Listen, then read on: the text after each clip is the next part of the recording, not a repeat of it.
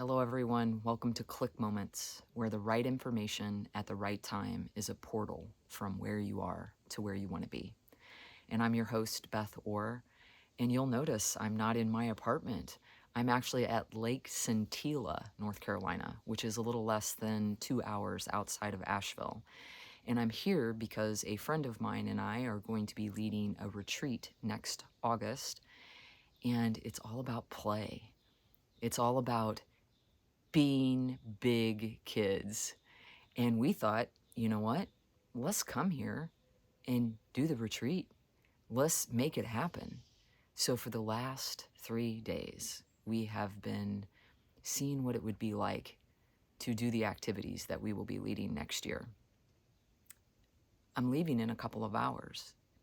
I'm not the same person I was when I came here 3 days ago. Going through these activities has changed me. And that's what happens when we're open to the present moment, to what's actually happening within us, and we're having unbridled play. What an incredible experience. I can't wait to share with you what really came from this. And I'll couch all of it from a space of saying, I was actually inspired by this book. Viola Davis, who's one of my absolute favorite actresses, if not the favorite, has this book, Finding Me. And it was the last book that my grandmother read before she passed away last October. And she held this book in front of me and she said, "Baby doll, promise me you'll read this book." And I've always wondered why. And I feel like this weekend I discovered why she wanted me to read this book. I've been reading it. I'm almost done. I'm taking it in so much because it's amazing. If you haven't read it, I highly recommend it. It's going to not only tell you about her, but it's going to tell you about you too. The Finding Me is not just finding her, like she found her, but reading the book will help you find yourself. And on the cusp of that openness that I've had, being here, playing deeply, allowed for me to find an authentic, unique version of me that's underneath all the busyness and all the, I got too much to do and I've got this and that going on. And when we play and we do it from a space of total presence, as opposed to, oh, I'm at the lake, so I could do this and I could do that. And it's still a bit of busy. It's still got a little tone of what we do day in and day out.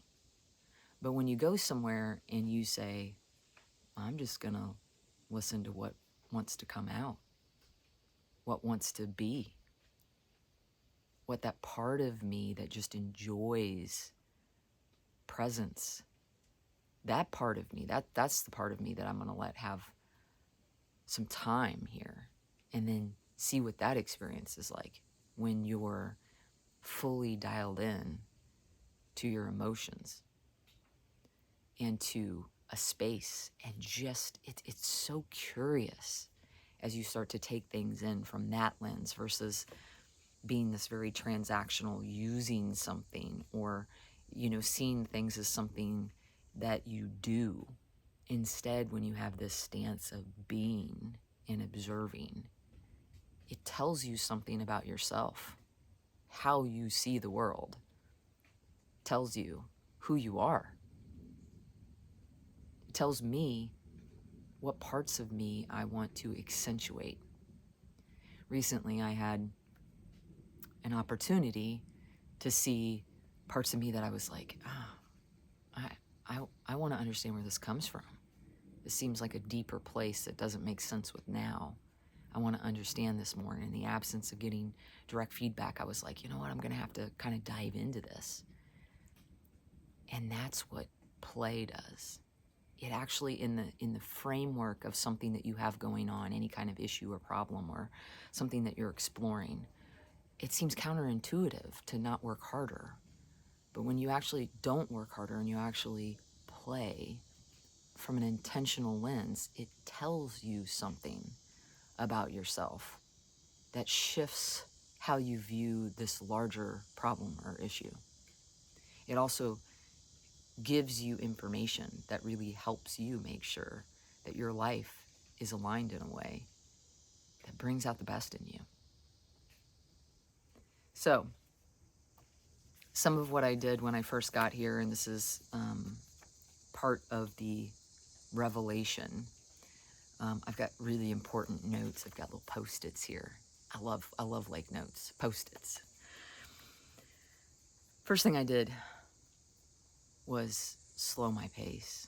First thing I usually do when I go on vacation is unpack, get everything situated, I kind of make it look lived in, get all that done. I didn't do that. I put my stuff down. It just was like boom, and then went right to what does my heart want in this moment? What does my heart want in this moment? And went right outside to this. And it went from there. It was like, if I start to listen to myself, what this does was when we don't have to do, I'm going to fit this in, I'm going to fit that in, I'm going to fit this in, I'm going to fit that in, I'm going to fit this in, I'm going to fit that in. When we actually just start to listen to ourselves, what happens is that it's telling us something. It's actually really important. It's like the basic underpinning or the pace, the natural pace, or what we naturally want to do, or what we naturally see and grabs our attention, or what is part of our inclination. Ooh, I want to do that. I want to take a swim. Whatever it is, there's something within us that is trying to get some airtime. Whether it's that we need whatever that activity is, that it's going to solicit something from inside of us and that's going to get excavated, which I'm going to talk about here in a second.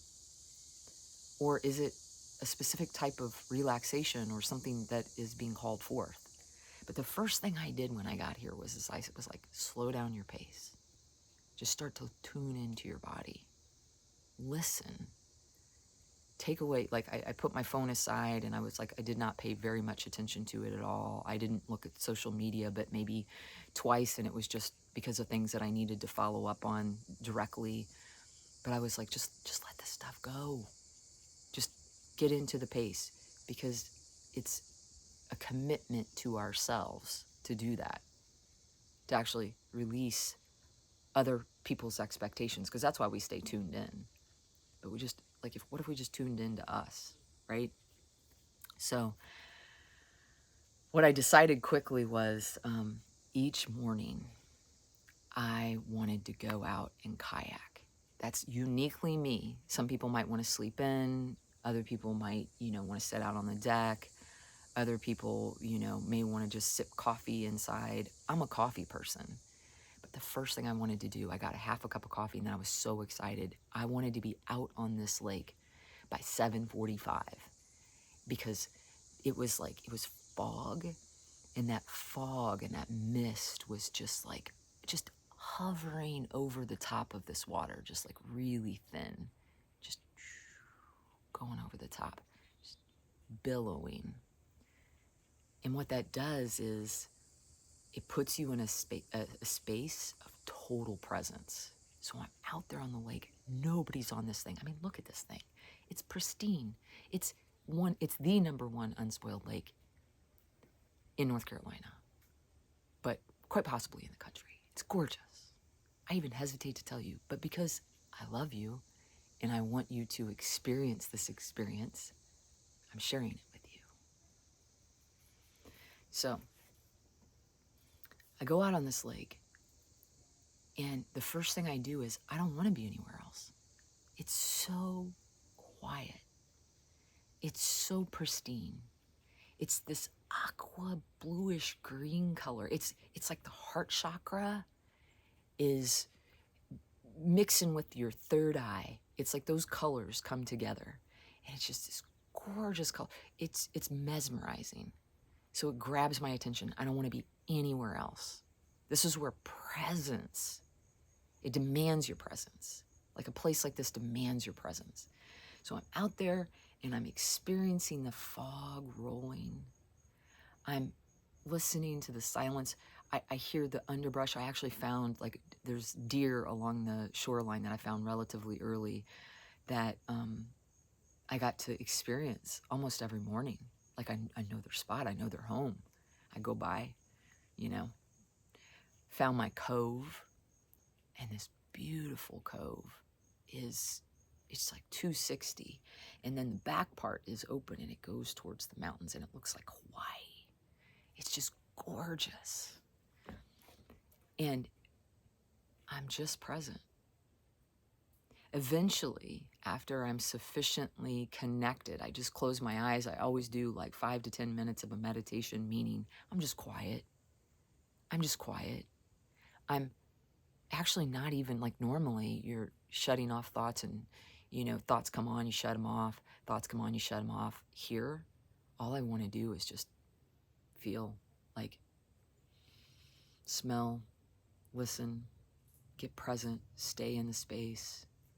And then after the meditation, then I start to journal. I get this out.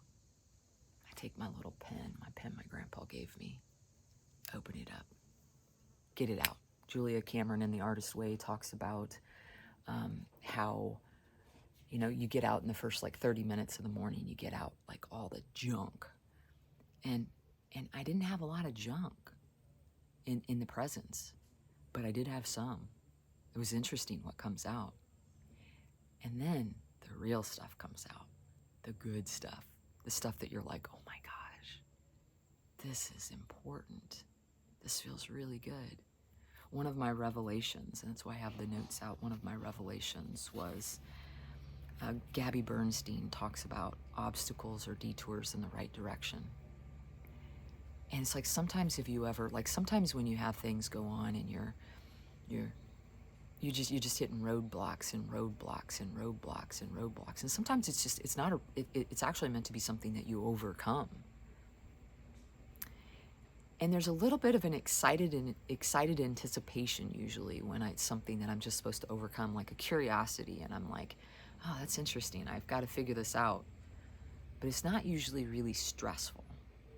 But when it's stressful, I started thinking about Gabby Bernstein's quote, and she says, obstacles are detours in the right direction. And sometimes something that we're doing when there's a lot of anxiety around it is really meant to be, you're going in the wrong direction. Is there another direction you might be wanting to go? Is there something else that you want to do? Is there something that's been in your heart? And immediately I had things come up. And it gave me this softness, this stillness, this peace. I was like, oh yeah, that's definitely my right direction. It's funny how the universe will give us things, but we sometimes don't know how. And because we don't know how something's going to happen or when it's going to happen, then we get a little nervous and we start doing all this other planning. Well, all the other planning that we do, the contingency plans that we do, the plan B's and C's and D's, and I'm pretty sure I got some X's, all those plans are actually blocking us from receiving the A. Like, there's an energetic frequency that is on plan A from the universe that is very different from the hustle of B through X, right? Or B through Z, if you got more going on than me. The other thing that came up, and I'm just sharing some revelations from some realizations from the morning writings. I realize how little I see. It was like I was looking at this cove, and I passed the cove for the first day, and it just looked like shoreline. Like, literally, I was in the middle of the lake, and my vantage point was I just went right past it. And I was like, oh, that's just shoreline. I mean, it goes in a little bit. But then the next day I went in, and I happened to be along the shoreline instead of the middle of the lake. And I was like, oh my gosh, this isn't shoreline with a little bit of depth. This is an entire cove. This is an undeveloped cove. I'm like, wow, this is incredible. This is beautiful. And there was so much life in there. I mean, I saw this beautiful red flower that was like popping. It just was like, I don't even know what it was. I didn't even look it up on my app. You know why? Because it doesn't matter. My mind will take that object and it will do something with it that my heart is going to miss out on. My heart will just look at it and be like, oh, this is beautiful. This is beautiful. It'll just be present with it. It'll get me in my feels. Whereas my mind will start to dissect it and try to figure it out and wonder where it came from. And all these details that really don't matter. They really don't matter. So, sorry, I'm sitting here wondering if you're overheating in your space. You might be overheating. I'm going to move you just a little bit, if you don't mind. Yeah, we're going to move you just a little bit. We're going to do it. I'm probably going to keep it in. There we go. There you go. It's probably a little bit better. Yeah, there you go. So, when I was kayaking, one of the things that happened afterwards was my friend was across the way. We were doing our own things. And all of a sudden, she goes, whoa, just screams. And I start laughing so hard, I can hardly take it because it just reverberated. It's so quiet here. It's just like an echo. And then I went, whoa, and an echo happens. And I thought immediately, in the right place, your voice will reverberate.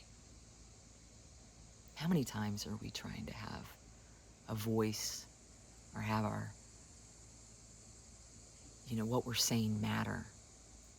And we just keep trying to prove ourselves, or we just keep trying to maybe say it a little different, or somebody keeps telling us why what we're saying isn't, the right thing or whatever. The reality is that your truth is your truth.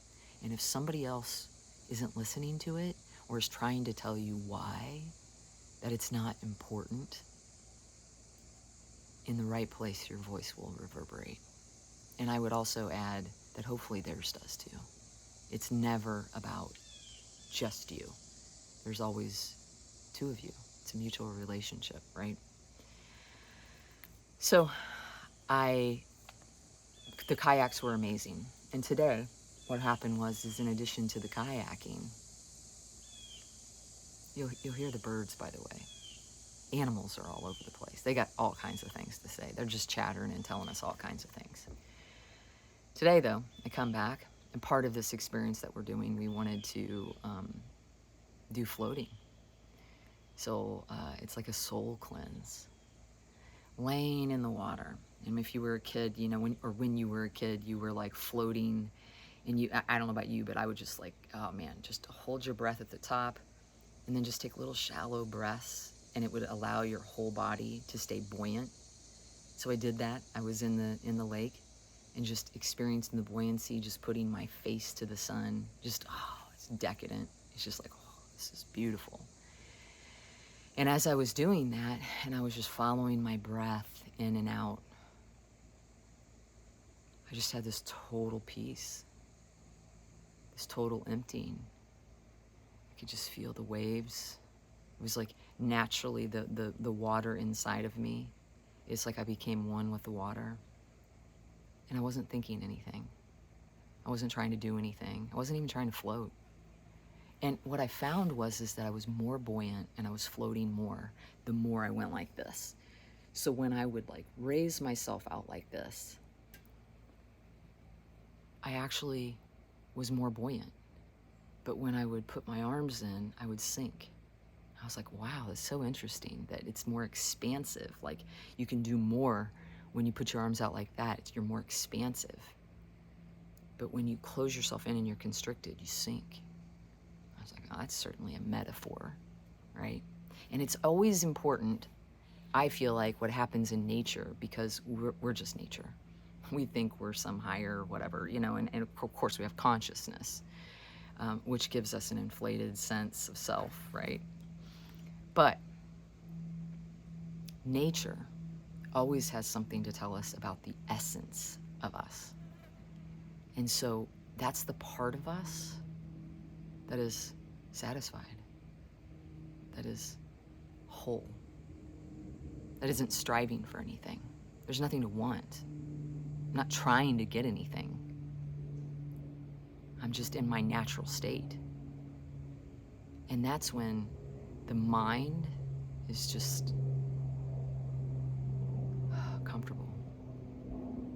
That's when the body and the heart, there's no longing, there's no desire, there's no frustration, there's no dissatisfaction or unease.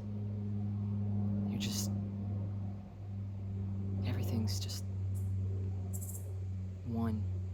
It's like you and it just all flows together. So it feels like it's a metaphor, but it's also just the essence of us, because we're nature. We're just, we know we're just stardust. We're just substance collected into this body, right? With a consciousness. But nature can remind us of the way back to our relaxed, original, whole state. So I have this experience. It's like dragonfly lands on my third eye. All this stuff starts happening. It's just decadent. It's just nature giving me little kisses all over, right? And then I get out of the water. And this is where when you're not in a rush. Like, one of the things that's so important when you do something like this is to not have an agenda. Like, you can have a loose outline of stuff that you want to do. You can say, I kind of loosely want to do stuff, but when you get it down to at 3 o'clock, I'm going to do this, and at 4 o'clock, I'm going to do this. You're like, that just gives me anxiety just even thinking about it. There's something beautiful about you kind of know what you want to do generally, but it's still loose. And when you think about it, if it's not an emphatic yes, it's a no. So you're just leaving it open. So I get out of the water, and I'm climbing up these ladder steps. It's got a little bit of green mossy stuff. And day 1, that mossy stuff, I was like, ew. Day 3, I'm like, who cares? I'm up on the deck, or the dock, and I have this moment where I take the towel and I put the towel over my head. And as soon as I put the towel over my head, I am not like my 10-year-old self. I am my 10-year-old self. In that moment, I remembered I was in that body.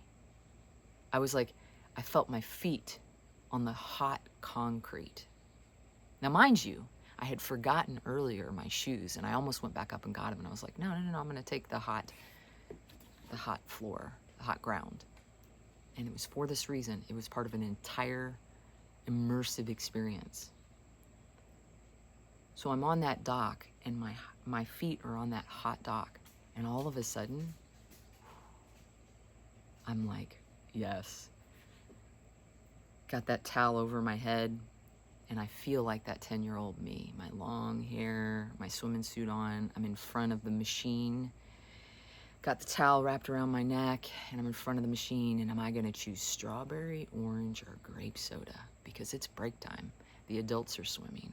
I get to lay on a towel with my cold drink in the hot concrete with my wet, cold towel that's just cold enough to stop me from burning.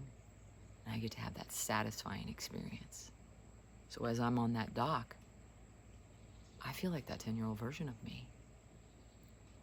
And I just start weeping.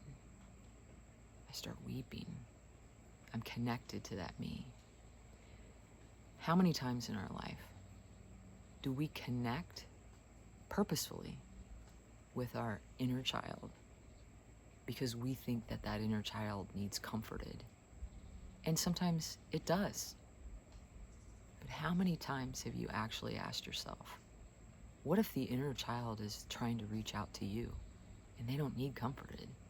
There's nothing to fix. They're trying to show you something. What if they have something to share with us about the way to how we can be whole? So what I found is that inner child of mine was like, oh no, I don't need fixed. I don't need anything. I actually just want to play. And I want you to lay on the towel, put your face to the sun, get sun-kissed. Just experience it. Enjoy this. Don't rush off. We just had a swim and we had a float, but there's more. Experience it. That's what I did. I laid there on the towel, and I don't know the last time I've done that. Even at the beach when I've been there, I've had somebody to talk to, busyness, something to do, riding the waves, but just to sit there on that towel, put my face to the sun, and receive, it was like that version of me was reminding me that I had everything inside me that I needed to be at peace. So many times and I know other people, look outside of ourselves to be whole, to feel better. But what if it was inside of us? What if every version of who we've been has something to supply us, and we don't always have to be making sure that they're tucked away or consoled? But what if they have something to inform us of, to contribute in our life?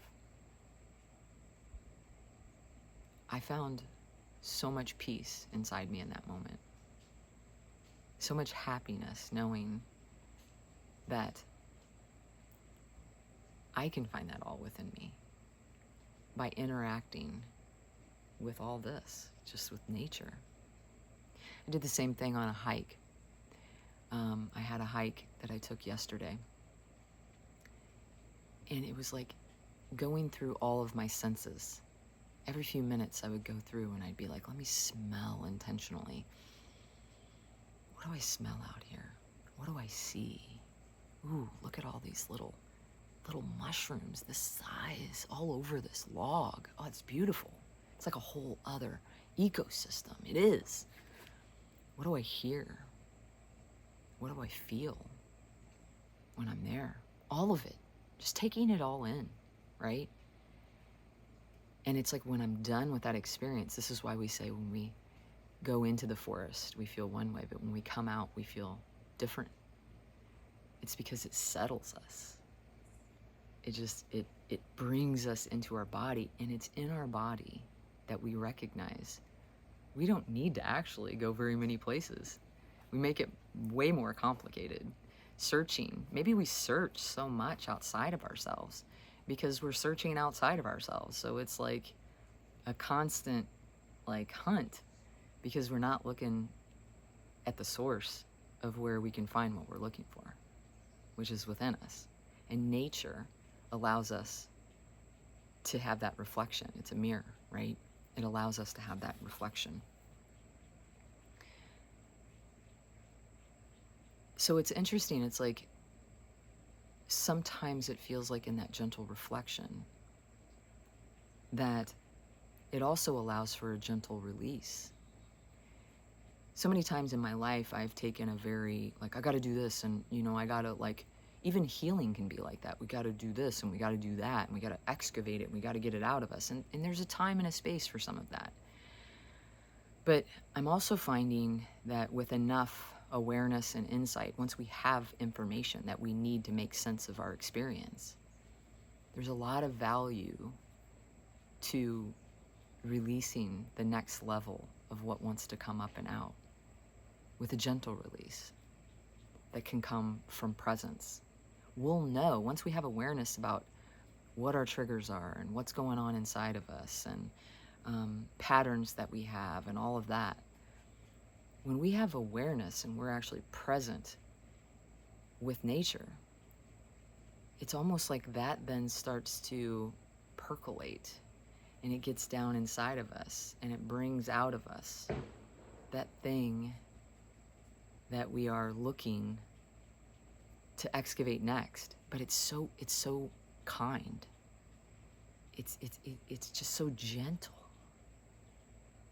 So it's like, instead of this boo-hooing that I often experience when I tap into or get into something that's really difficult to experience, it was like water within me. It was so kind. It's like nature is just like, oh, me too. Yeah, I know what it's like to experience difficult weather. I mean, think of how many storms these trees have withstood, but then they get a day like today. They get a day like today. But they're strong enough to withstand it. Another thing that I'd like to talk about is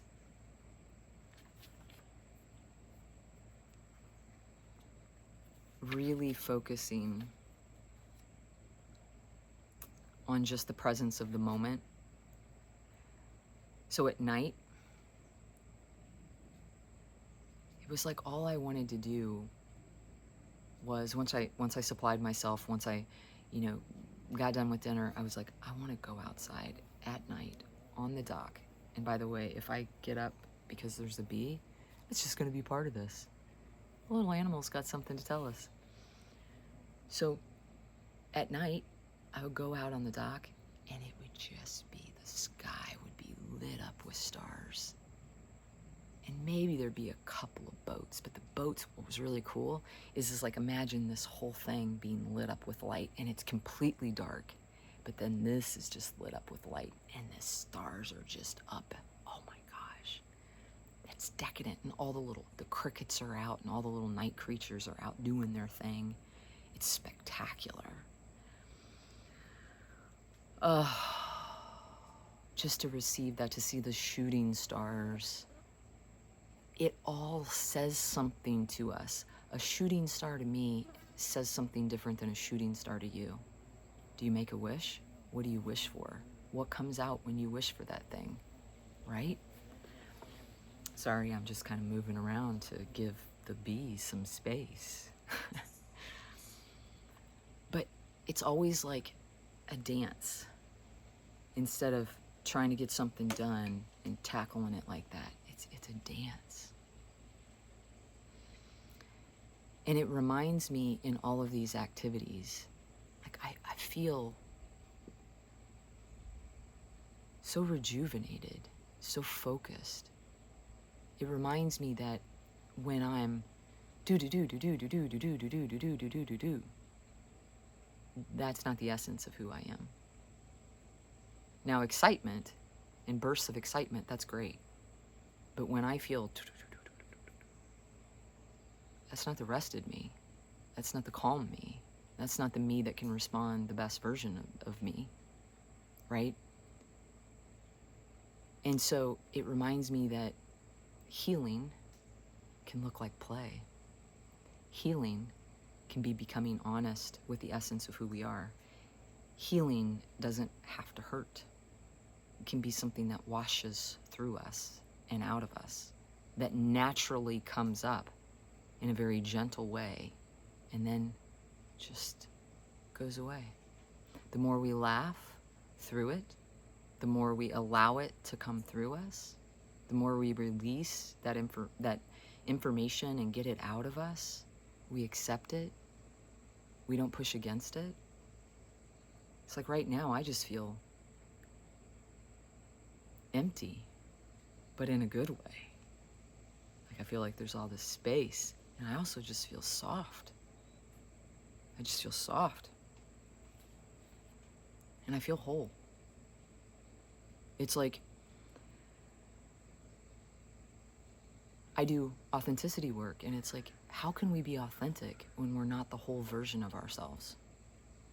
When all parts of me, the previous versions of me, the shadow self, along with my best self, but my best self, this version that I see as being like this, is still not the best version of me, because it's all of me.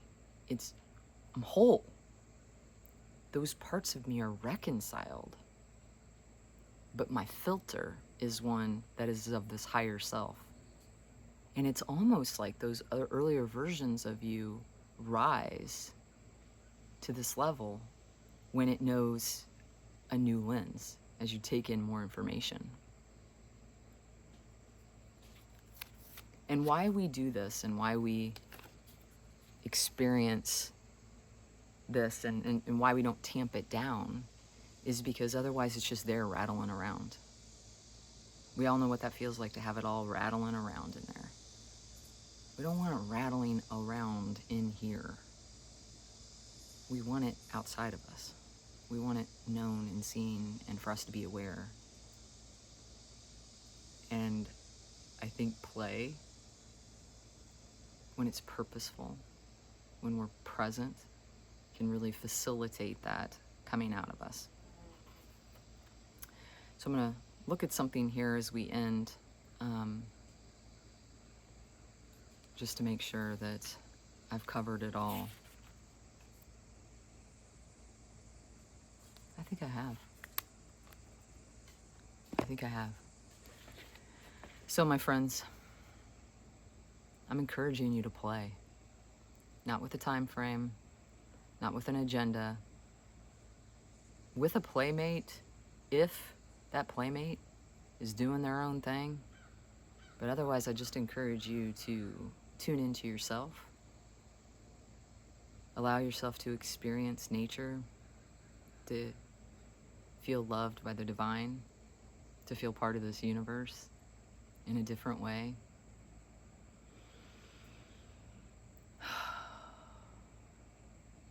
To just take the pace that's within inside you that wants to come to life. And I say all this because you deserve to be whole. We all deserve to be whole. So I'm going to send a special shout out to Micah Mackenzie, who did the incredible cover art for Click Moments. Thank you, Micah. And until next time, my friends, enjoy yourself. Have fun. Let it all out. Let it come up. Let your voice reverberate in all the right places.